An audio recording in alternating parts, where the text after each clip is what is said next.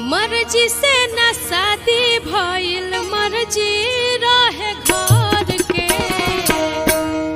ए राजा जाय दानता, ए राजा जाय दानता, मर जाई दीवाना नहीं हार के। राजा जाय दानता, मर जाई दीवाना नहीं हार के। मर्जी से न शादी भइल, मर्जी से न शादी भइल, मर्जी रहे घर के। राजा जाय दानता, हे राजा जाय दानता, मर जाई दीवाना नहीं हार के। राजा जाय दानता, मर जाई दीवाना नहीं हार के।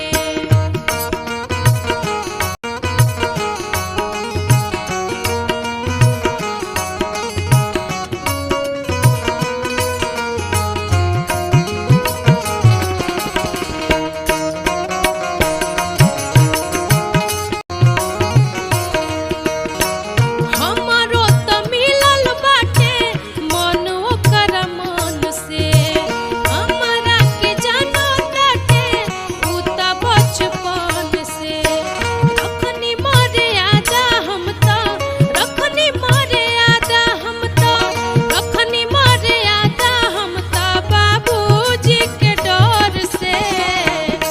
राजा जाय दानता, हे राजा जाय दानता, मर जाई दीवाना नहीं हार के।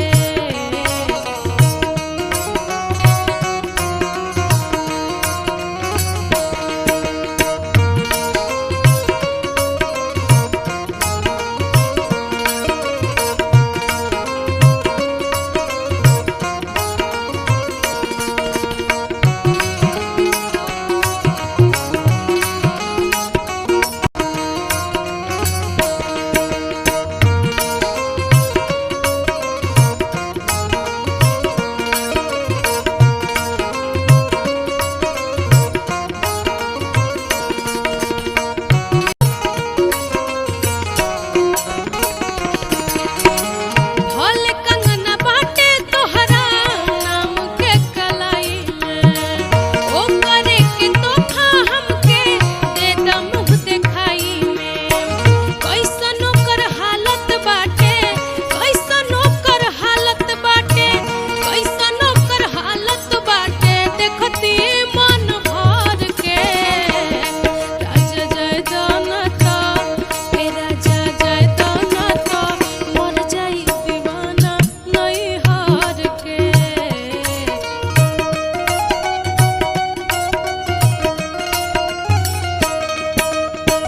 मर्जी से न शादी भइल, मर्जी से